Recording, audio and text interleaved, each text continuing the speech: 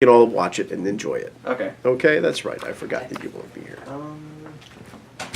Let's see. Yeah, screw it. Okay. Suspend disbelief. Hello. Oh shit.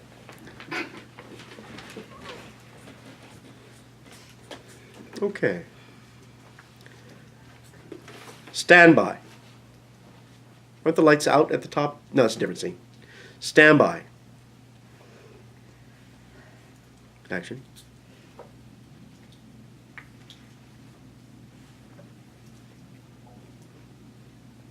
I've been single for so long, I'm starting to have sexual fantasies about my vibrator. What do you think works best? Sexual fantasies or sex dreams? Or wet dreams? I know, right? I think wet dreams is a funnier option too, but I'm worried that it's not going to get a laugh because girls don't have wet dreams, per se.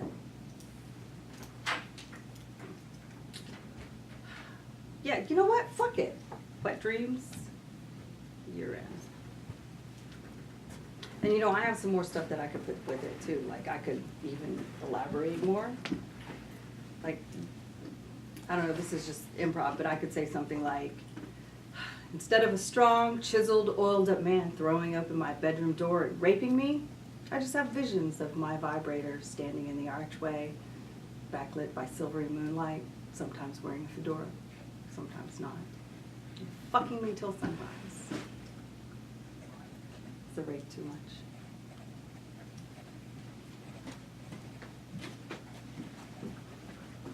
I don't know though. I don't think there's anything funnier than rape. Okay, well what if I just said something like, I'm in bed, dripping wet, waiting for my vibrator to come fuck me. Maybe, I don't know, but does that like take the teeth out of it? I mean, am I being a pussy? I never know if I'm just being a big gaping white pussy. Or you know what, I could even work the rape element into it, but in like a different way. Like I could say something like, I love getting fucked by my vibrator, because you know it'll never rape me. Or something like that. Wait, or how about, I only rape myself with my vibrator when I'm really angry at myself? Too much.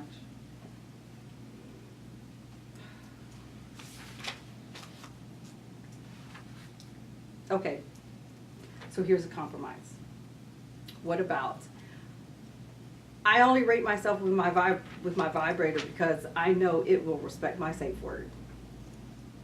It's too vague. It's so fun to get raped by your vibrator. I'm sorry? I'm sorry? Yes. Could you keep it down over there? I didn't Could know you anyone please? else was in here. I'll be more quiet. Sorry. Thank you. But it's fun to get raped by your vibrator. I mean, you don't gotta call the police afterwards. You can just. It's fun to get raped by your vibrator, because. I'm sorry? I'm sorry. What the fuck is wrong with you? Quiet. That's not the point. Okay.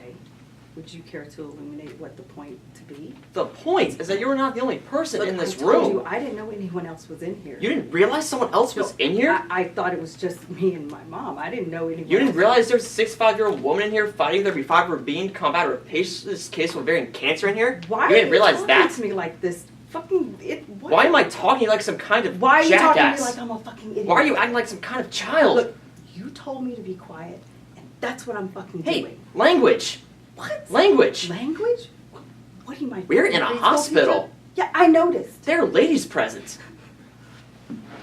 I'm a fucking lady. Oh, ha. Ha. Look, you don't know, because you're not man enough to open up this curtain and come over here and belittle me to my face. Oh, that's it. That's it. That's what? What? I'm- What are you gonna do? Getting a nurse. You're getting a nurse? Yeah, I'm getting a nurse. I'm calling my mommy. I'm telling on you. I'm sorry? I'm sorry? No, you know what? I don't think you're sorry. I think you, my friend, are the opposite of sorry. It's an expression. Jesus. No, it's an expression that little pansies make. Because when you say, I'm sorry, what you're really trying to say is that you think I should be sorry. You say, I'm sorry, as a passive-aggressive way to try to control I know me exactly to tell me where this what is going. to say. Because even though you don't know me, because I am just a fucking plastic curtain to you, you can tell by the sound of my voice that I am a young woman. Yep, here we go. So in your terribly insecure imagination, Are you always that like signifies this? to you that Do you you're in have a power friends? position over me. And that gives you, you're in a position of power over me. And an imagined fact that translates into your emasculated fantasy brain to carte blanche permission to fucking talk to me any way Dear you want to. God, I guess, what happened because, no, to you in your miserable terrifying, childhood to make you immature become this subconscious told you person? that is the one way that you can feel powerful when, you know what, you are in the most castrating powerfulness of your life. When, hey, your mother is over there dying of cancer and you are completely powerless over that. You're a little bitch, you know that?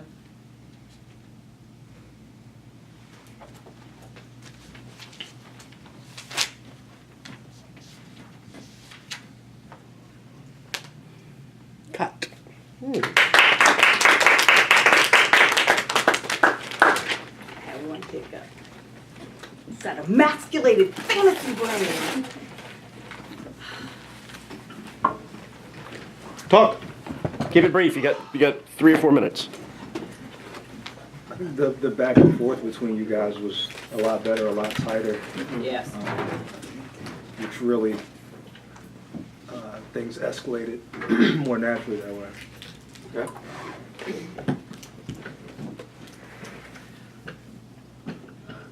What else?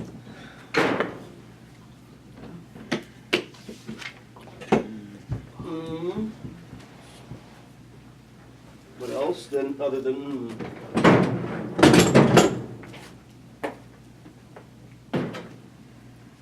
That's it. That's it. That's it. I just like I haven't really seen yours as much, your side of it, because I'm usually like laying down.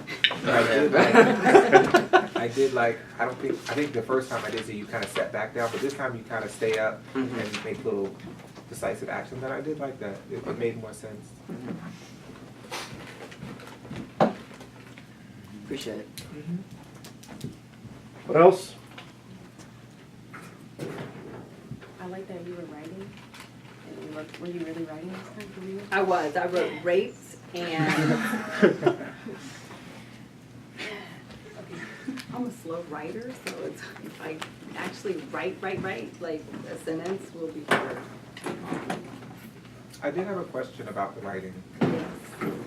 My question is, when do you discover, like, have those discovery moments? Is it while you're writing or when you look at your mother?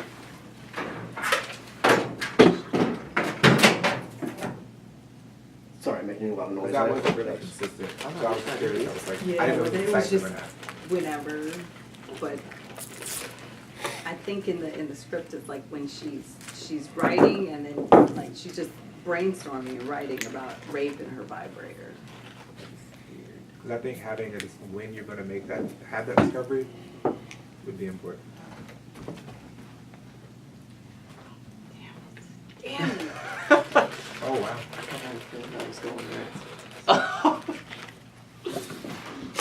Let's hear the routine. About the rape and the The vibrator. Yeah. So here's your audience. Here's your stand-up audience. Carpe diem. So do you just want me to go through the rape joke? Well, I don't know. Deliver it to us like it's stand-up. Like it's stand-up.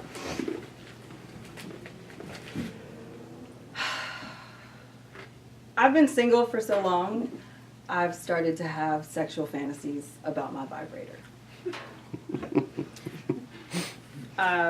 Instead of a strong, chiseled, oiled-up man throwing open my bedroom door and raping me, I just have visions of my vibrator standing in the archway, backlit by silvery moonlight, sometimes wearing a fedora, sometimes not. Good. Now let's talk about that section right there.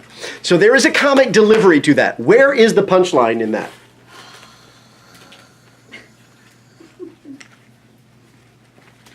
Well, Yeah. Say what you're about to say. I was gonna say it's the vibrator standing in the doorway, or is it the fedora? Why would a vibrator be wearing a fucking fedora? That is the point. There are three punchlines to this, and comedy is built on an escalation. So the first joke is what? Instead of a chiseled hunk, you know, I picture what? Vision like my vibrator. Doing Standing what? in the doorway, backlit by silvery moonlight. Ah, and that's the end of it. That's the end of it. Backlit by silvery moonlight. Sometimes wearing a fedora. Another laugh a little bit larger, sometimes not. And so it's this idea of there's this delivery to this, like, you gotta let each one land, you're gonna get a little chuckle, maybe a little bit more of a chuckle, a little bit more of a chuckle. So that whole sequence there is a joke built upon joke built upon joke. You know, one absurdity built upon another absurdity, because you have this romantic notion of men in fedoras, or even better, Penises and ones that don't. You know. Do you think comedy kind of goes in threes?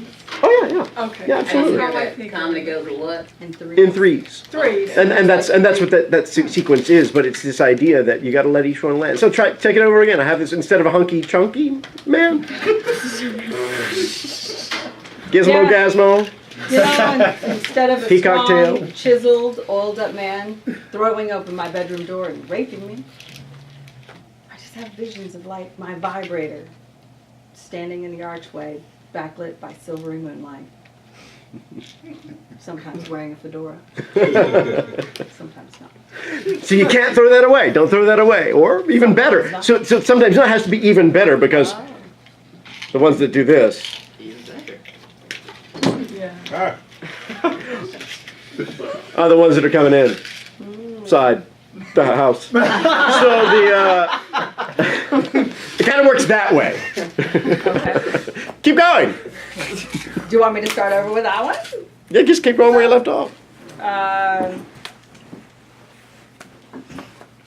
just have visions of like my vibrator standing in the archway, backlit by silver and moonlight. Sometimes wearing a fedora. Sometimes not. And There we go. then fucking me until sunrise. But you know, I like getting fucked by my vibrator. I mean, you know, it will always respect my safe word.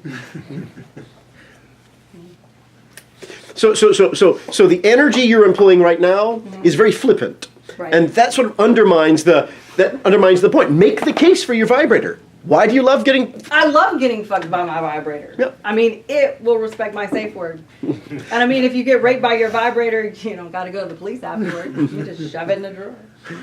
That's it. That's it. So you're making the case for the vibrator, as absurd as that is. Now see if we can bring that back into the read, in the scene.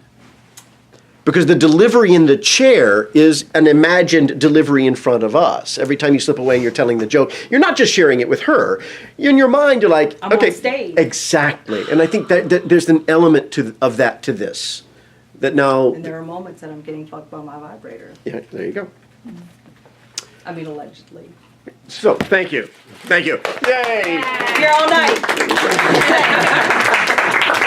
Sorry for banging around in the cabinet just to get that moment, but I think it was worth I it. didn't know what you were doing. Well. So, You know, anytime keeps banging around the cabinet. Again, it's all about the innuendo. So, banging around the cabinet. There he goes. What else? This is a strange laugh. it was a call. Oh, okay.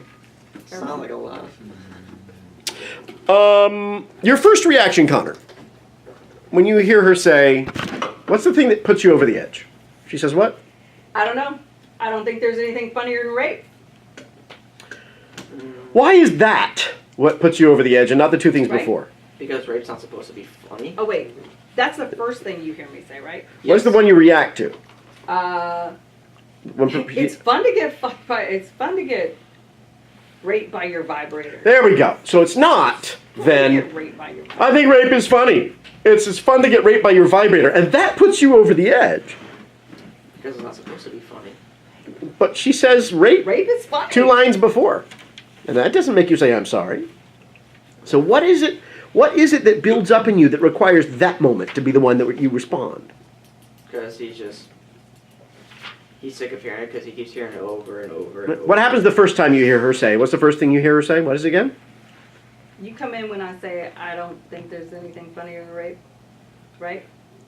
Well, well, maybe the rape probably was too much, and then I walk in and then say, I don't think there's anything funnier than rape, and that's why I reacted first. Great. Where do you look when you react? Try to look up. Why? What's on the ceiling? I don't know. Just. So when you have the magazine, looking up from the magazine makes sense. But this time what happened was you were already looking up, and you did this. Like it was coming. That's why I was confused. Yeah. So if you're in the middle of an activity and it interrupts the activity, Gotcha. then we get it. But if you're already up and you hear it and you go somewhere else, then it's got to be really specific. It's either got to be to her, well, or to her. Yeah. You know what I mean? So that first moment confused me this time. Okay. And your reaction to his I'm sorry, the very first time, I really liked it better what you did last week.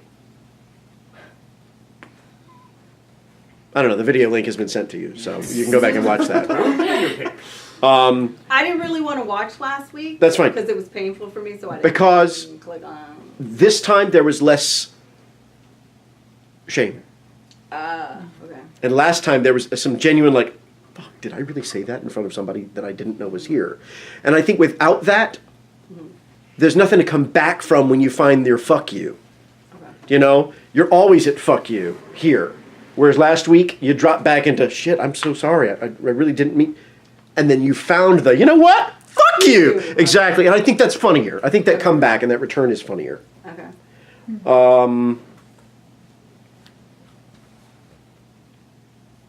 And then if you're going to pick up the magazine, you have to notice it's on the floor first. Because this pass, it just felt like, oh shit, it's time to pick up the magazine and move the covers around, and it didn't look like it came from anywhere, Right. something that you saw. So that's all. Okay. That's all. I think you guys are in a really good place. I think this is a good scene. You guys have put in a lot of good work. But I liked when you grabbed the cup and stuff. I think that gave you something else to Yes. do that felt a lot more natural too. Stuff to do is good. And for you, Sherry, I like the way that you changed the delivery of the gaping wide pussy line. Yeah. Because like that actually brought in the same vulnerability that you were talking about from last week's pass in a different way. So it wasn't like taunting to see if you could like wake up your mom or if she's really listening. It was like a really split second of vulnerability, like a performer, like kind of questioning. And then you came right back to the over the top like confidence. This was less cruel. Yeah. Last week felt cruel. That particular taunting, you know. I was I have a friend that worked at a rehab facility, old folks home, right out of college. She was 20, 21 at the time, and she would you know, she was like an aide to the older women, and there was this one room where there were these two older women, and one was a compulsive masturbator, and the other one would just frequently shout, "I smell pussy!" and so You couldn't have the one without the other. really, and so my friend told me this like 25 years ago. I guess almost 30 years ago now. Damn. And we laughed about it at the time, and like I found her on Facebook 2 years ago, and the first thing I said to her was, "I smell pussy," and she did not remember. So yeah, awkward. Remember that. She said, "Excuse me, Keith Flippin? Excuse me?" So let's try it one more time, please.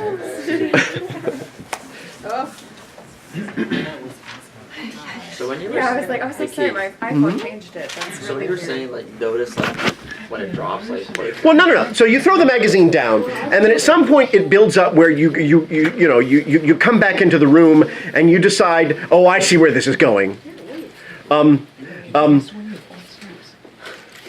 The reason you pick up stuff, the reason you busy yourself making the bed, is because you realize that she's got an agenda, that she's biased, that she's a feminist. And that says something about your character. It says something about your character's conservatism and where his political viewpoints come from. If he immediately assumes that someone espousing this point of view must also just be a feminist, and as a feminist is worth simply dismissing. And so all of the actions that you're taking there on the ground, on the floor, are about dismissing her. Oh, I don't even have to pay attention to you because your opinions no longer matter because you're simply a feminist. You with me? But you can't just decide to pick that thing up off the ground unless you start looking for things to do. You see it and you pick it up and you go about your things. What came after it? You were looking around for things to do. But that first magazine thing, it looked like I told you last week. At this point, pick up the magazine. Oh, okay. That's all it is. So just make it organic. See it, find it. Make it orgasmic. Orgasmic. Excuse me? Excuse me? They are doing this show at the Generic next year. What? Yep. Are they? Are they? They are not doing Sweat. They were unable to secure the rights, so I will not be directing Sweat. Damn it. Yeah. Yeah, I was really looking for directing that show. Trace, I'm so sorry. They're doing. They're doing this one, yeah. Because it's one set. It's easy. And it's not as involved as a bar, which is much larger. Anyway, here we go. From the top.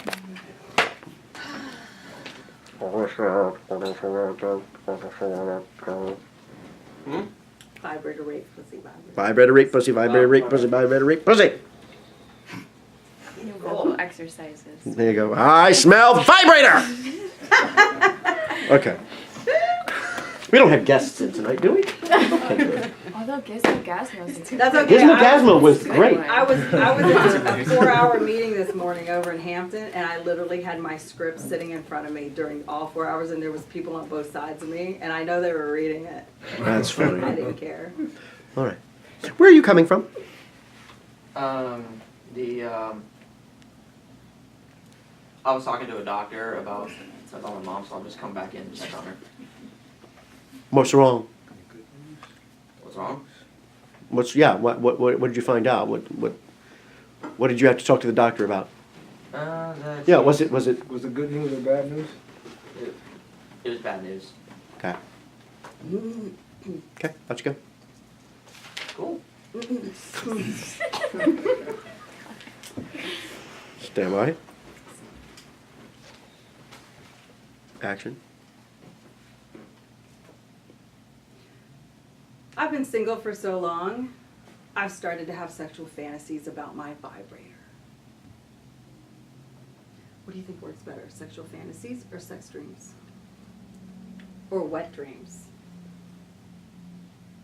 I know, right? I think wet dreams is the funniest option too, but I'm worried that it's not going to get a laugh because girls don't have wet dreams, per se. Yeah, you know what? Fuck it. Wet dreams. You're in. And you know what? I have more stuff too. Like, I could elaborate even more. I don't know. I could say something. Now, this is just improv.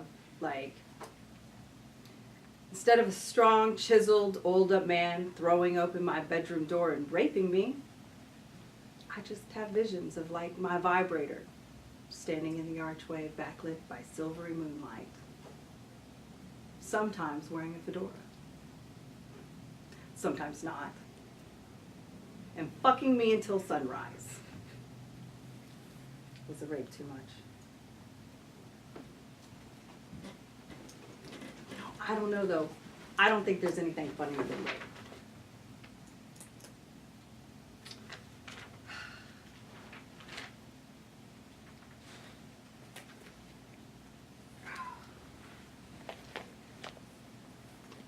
You know what?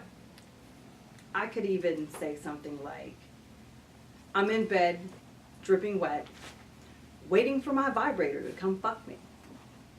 I don't know, maybe that's like, I don't know, does that like take the teeth out of it? Is it like, am I just being a pussy? I never know if I'm just being a big gaping wide pussy. You know what? I could even work the rape element into it, but like in a different way. I could say something like, well, I love getting fucked by my vibrator because I know it will always respect my safe word, or something like that, right? Or how about, I only rape myself with my vibrator when I'm really angry at myself. Too much?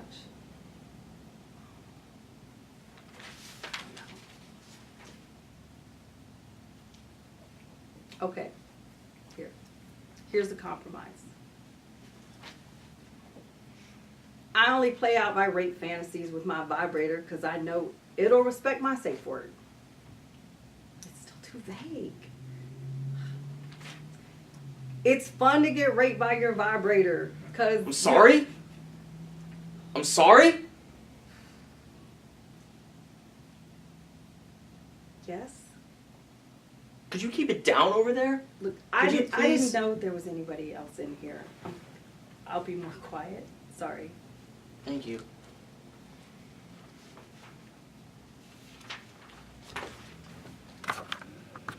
It's fun to get raped by your vibrator because you don't got to go to the police after. You can just... Still not enough. It's fun to get raped by your vibrator because... I'm sorry? I'm sorry. What the fuck is wrong with you? Quiet. That's not the point. Okay, would you care to illuminate what you believe the point to be? The point is that you are not the only person in this Look, room. I told you, I didn't know there was anyone else in here. You didn't realize someone else was in No, here? I told you, I thought it was just me and my mom. I didn't know. You there didn't was- realize there was a 65-year-old woman fighting there be 5 of her being combat with a patient's case with ovarian cancer in here? Why are you didn't talking realize to me that? like this? Why am I talking to you like some kind of Why are you jackass? talking to me like I'm some Why are kind you of fucking acting like some idiot? kind of child? You told me to be quiet. That's what I'm fucking Hey, doing. language. What? Language. Language? What are you, my fucking preschool teacher? We're in a hospital. Yeah, I noticed. There are ladies present. I'm a fucking lady. Oh, ha. Ha! Look, you know what? You don't know. You don't even know what I look like because you're not man enough to pull aside this curtain and come over here and belittle me to my face. Oh, that's it. That's it. That's what? What? What are you gonna do? I'm What? getting a nurse. You're getting a nurse? Yeah, I'm going to get a nurse. Oh my God, I'm calling my mommy. I'm telling them you. I'm sorry? I'm sorry? No, I don't think you're sorry. I think you, my friend, are the opposite. It's an of sorry. expression. Jesus. It's an expression that little pansies use. Because when you say, I'm sorry, what you're really trying to say is that you think I should be sorry. You say, I'm sorry, as a passive-aggressive attempt to try to control me, to tell me I know what to exactly say. where this is going. Because even though you don't know me, I mean, I am just a fucking plastic curtain to you, you can tell by the sound of my voice that I am a young woman. Yep. So when Here you're we go. terribly insecure imagination, Are you that always signifies like this? to you that Do you're you in a have position friends? of power over me, and that you're in a position of power over me, and that you can control me. Because, fuck, that you are in a position of power over me, and that signifies to you in your fucking fantasy brain to carte blanche permission to fucking talk to me any way Dear you feel God, like. what happened to No, your miserable so in childhood your to make you become terrifying, this person? immature subconscious, that tells you that you are in a power, gives you power in that, oh, fuck me. Immature subconscious, that is the one way that you can feel powerful when you are in the most castrating, powerfulness of your life. Where, you know what? Your mother is over there dying of cancer, and you are completely powerless over that. You're a little bitch, you know that?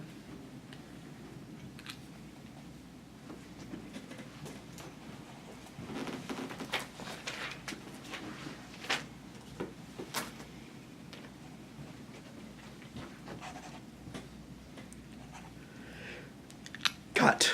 All right. Lines aside, don't beat yourself up. One last question. When do you realize you crossed a line with that last line?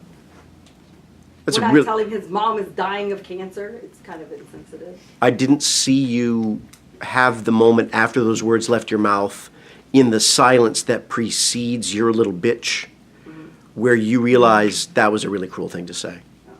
And I think there has to be that moment. It humanizes you. You know, you're defensive and we're laughing about your defensiveness and we're kind of on your side until you say that. And if you don't have a moment where you backpedal before he makes you, we think you're a really cruel person. And I think you have to reserve some element of sympathy from the audience, and to do that you would need that moment before he says his. Does that make sense? Yes. Where you kind of go, oh shit, what did I say? That's not nice. Do you know what I found to be the hardest part of this particular thing? What? And we were talking about in the hallway. I can do that whole thing But when you have somebody else talking at the same fucking time, Yeah. and I'm trying to block him out, and I find that it'll if I start really listening, it throws me all the way off. Is she really listening? No, she's not. And so I that's what my biggest problem with that particular part of the script is when we And you're start not really waiting for him to, talking you're not over- giving him room for those lines, right? No. So you're I'm delivering it as a supposed to monologue, keep essentially. going, Good, okay. But then I start hearing, and then I'm like, oh, fuck, what am I saying? That's been the hardest part, I think, with this particular one, because I've never had a scene where we're just like yelling over each other. Good, well then this is a new thing. Yeah. New things sometimes suck until they don't anymore, and then they become a new skill set. I love that. In my car, it's like, oh my God, it's great. And then we were out. Is that what you were doing in your car when I pulled up? No, I couldn't. I thought you were having a really awful phone call with somebody, because all of a sudden it was like... That's all I saw in the front seat. I thought, doing it all I'm gonna leave fucking Sherry day. alone. No, but good. But So then when you're in the hallway and he started going, I was like, fuck, you're throwing me off because you're talking. Like, so I turn the can radio hear on you. and try and do it with the radio running. That I think, and that was Or something, that's maybe, the I don't newest know. thing. In the 5 years that I've never had one where you're yelling over each other like that. And if you stop and actually, like, if I hear him, I'm fucked. So there you have it. It's a good discovery, though. Hey. Hey.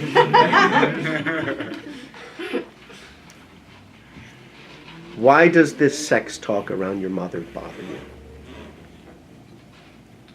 Because I'm naturally not comfortable talking about this kind of stuff with her. Okay, why? Never really had a close relationship with her, but she's like the only thing I have left. I think that is a good starting place, but I think that this is one of those things that requires something that we don't do frequently within Meisner technique. Act. No. That's weird. That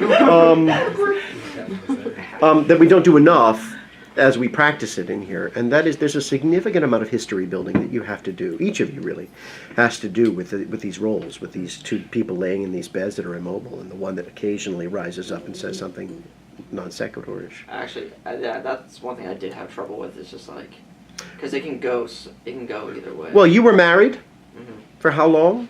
Do you figure? Long time. Yeah. Why'd your marriage fall apart?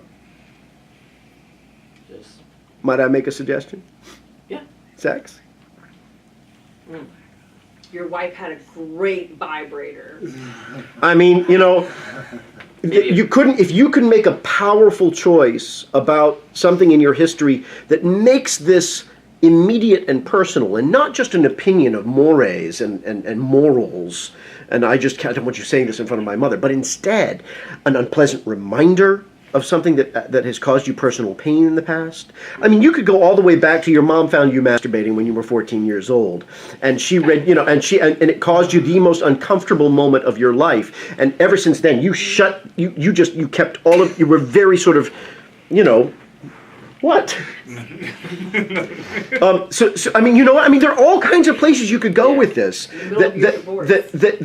That her reaction to that could have caused you endless sexual repression over the course of your life. That then brings this in front of your mother right to the fore again. So going to the marriage or going to something that happened with your mother during your sexual awakening as a teenager and puberty, I mean, there are all of these possibilities. You just have to spell them out in great detail so that when that happens, it triggers that. okay. So that it's not about Conor finding it. It's about Conor reaching back into a set of memories that you have constructed that are not your own. And ones that you imagine frequently at night as you're going to bed. You just try to relive these memories that are fictional in your head, so that then you know what sort of specific guilts or insecurities this taps into that requires that you shut it down. Okay. Make sense? It does. Yeah. And that's not something we do a lot in this class, and it's something that I intend to do when we come back in January. So January's going to be something very different. It's not just going to be scenes. It's going to be something, hey, Nicole, it's good to see you. Good to see you. It's going to be something that's going to be a little more building blockish. It's So going to kind of like- involve some history building, Character development. some fictional emotional recall. And it's going to be character development that is both. I'm going to go ahead and do this physical vocal thing. We've got a gap between when we start in January and when the next one starts in April. Then we're going to have a new round of new people in. So I'd like to use you guys and build this thing in January. So we're going to go somewhere different with this. It's going to be a little experiment. There's going to be more sort of less scene work, except toward the end, and more exercise work for about the first 4 or 5 weeks. All right. Oh, a challenge. Yeah, I think so too. So I'm sort of constructing that right now as we speak. That's fixed. That is not going to change. I've been a little reticent about approaching this in the past, but it's fixed now. This is what we're doing in January. So if you want along for the ride, let's do it. Otherwise, good showing. Any final comments before we move on? I got one. I almost wish the Okay. chair for you, Connor, was in a slightly different place, fore or aft, or that you stepped closer behind it. You played with the camera a little bit at one point earlier, tightening in on the two of you right here. But when it came to the face-off, we were both facing the curtain. The chair put like an extra 2 paces between you, and I think it would have been okay. neater if you were right up against the curtain as she was. Okay. Just thought. That's something that has nothing to do with your acting and more to do with what it looks like from out here. And I think you're absolutely right, Chris. I agree. Yeah. Good. Thank you both. Yeah, give a hand. Who's next? Set it up. So will you guys please help Sheri and Connor break down these cots?